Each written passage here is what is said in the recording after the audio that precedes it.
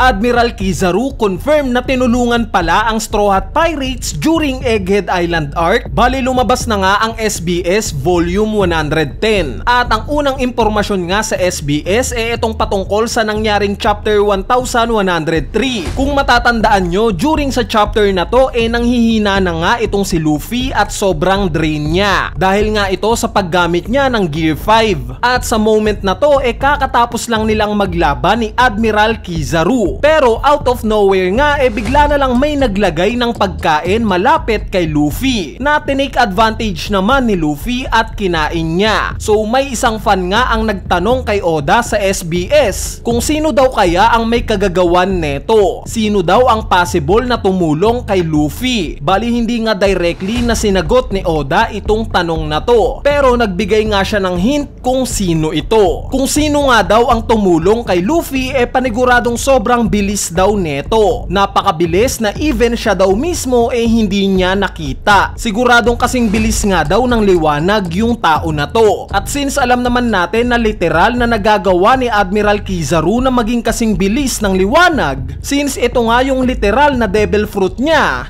we assume na siya itong tinutukoy ni Oda. So tama nga yung hinala natin sa chapter review natin. Since nabanggit nga natin sa video na to yung sudden na pagpapalit ng posisyon ni Kizaru bago at pagtapos magkaroon ng pagkain ni Luffy sa tabi niya. So ano ba yung magiging impact ng revelation na to? Hindi kaya mas maging magulo pa yung perception natin sa karakter ni Kizaru dahil sa revelation na to? Dahil sa huling chapter nga ng Egghead Island arc nakita naman natin yung paikipag-usap ni Kizaru kay Fleet Admiral Sakazuki. At during nga sa oras na to inadmit niya na siya ang pumatay kay Vegapunk. Though masakit nga tinanggap niya ito ng buo. In fact naging emosyonal pa siya sa pagkikwento neto kay Sakazuki. Kaya bakit magre-reveal pa si Oda na gumawa ng paraan itong si Kizaru na papabor sa Straw Hat Pirates? Ang ibig sabihin ba neto ayaw talagang mamatay ni Kizaru si Vegapunk? Bale ang pagkakaintindi ko nga sa moment na to hanggang sa oras bago patayin ni Kizaru itong si Vegapunk 50-50 pa rin yung isip niya kung ililigtas ba niya si Vegapunk o papatayin niya. Ganito nga ka-crucial yung decision niya since kinikilala niya talagang best friend itong si Vegapunk. Nakita naman natin nung pagkamatay ni Vegapunk bigla nang nawala ng gana makipaglaban itong si Kizaru, diba? So itong magulong decision nga ni Kizaru ang nag-i-embody kung anong justice talaga ang meron siya. Unclear justice. Anyway, dahil napag-uusapan na rin natin ang mga admiral isunod na natin itong information patungkol sa dalawang bagong admirals na sila Fujitora at Ryokugyu. Bali ni-reveal na nga ni Oda yung backstory ng dalawang to sa SBS. Itong si Admiral Fujitora nga originally daw na nagmula sa West Blue. Later on nga naging defense military chief daw itong si Fujitora sa Ao Kingdom na matatagpuan sa Grand Line. Nung nagkaroon daw ng gera at nawasak itong Ao Kingdom nawala na rin daw dito si Fujitora at nilagyan siya ng label as war criminal. Later on nga ang naging trabaho na daw ni Fujitora isang bodyguard sa Twin Snake Island. At during nga sa pagtatrabaho niya dito bigla daw binili ng world government itong isla na to. Kaya naman dito na nga daw siya napansin ng Marines. Isinama nga daw siya sa world military draft at eventually dahil sa angking niyang lakas kaagad daw siyang pinromote into admiral. Sa part naman ni Admiral Ryokugyu originally daw na nagmula siya sa South Blue, specifically sa Taya Kingdom. Dito nga daw siya lumaki at eventually na naging police officer dito. Later on nga na-involved daw itong si Admiral Ryokugyu sa insidente na related sa isang babae. Ang resulta nga ng aksyon niyan to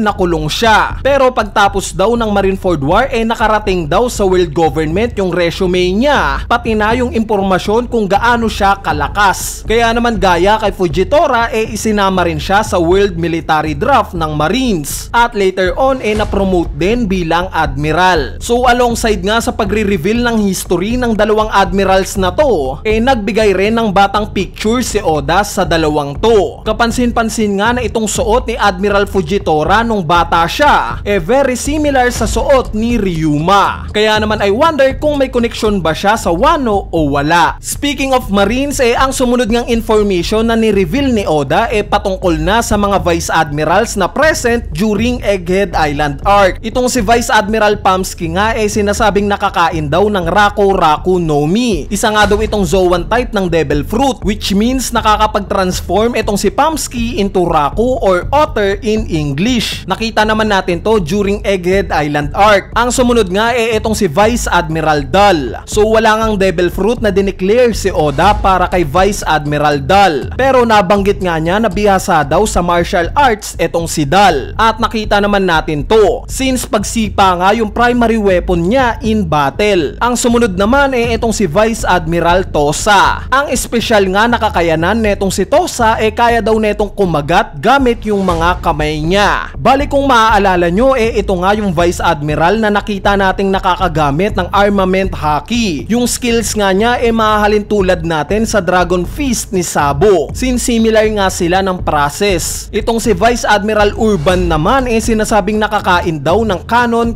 fruit, from the word itself canon, meaning kayang maging canon ni Urban yung parte ng katawan niya. Nakita nga natin tong ginawa niya sa ulo niya in battle. Sa part naman ni Vice Admiral Bluegrass nakakain naman daw ito ng ride fruit, which is inexplain na nga ito in chapter 1108. Kaya nga niyang sakyan ang kahit na sino basta lalagyan lang niya ng leash yung magiging biktima niya. Si Vice Admiral Hound naman sinasabing kasabayan daw ni Smoker sa Marine School. Ang kakayanan naman daw neto nakakain siya ng Devil Fruit na Inu no Mi model Ryukan, meaning kaya niyang mag-transform into hunting dog. So hindi pa nga natin to nakikita sa kanya. Next si Vice Admiral Red King. Similar kay Queen at Frankie kaya daw netong sumuntok gamit yung powered robot arm niya. At lastly si Vice Admiral Guillotine na kaya daw ibato yung blade sa ulo niya ng similar sa boomerang. Sa part naman ng mga sword members may ni-reveal nga rin si Oda, pero mga basic information nga lang. Bali hindi na nga natin gaanong idadissect yung mga information na to since sa parating nga na Vibery card this November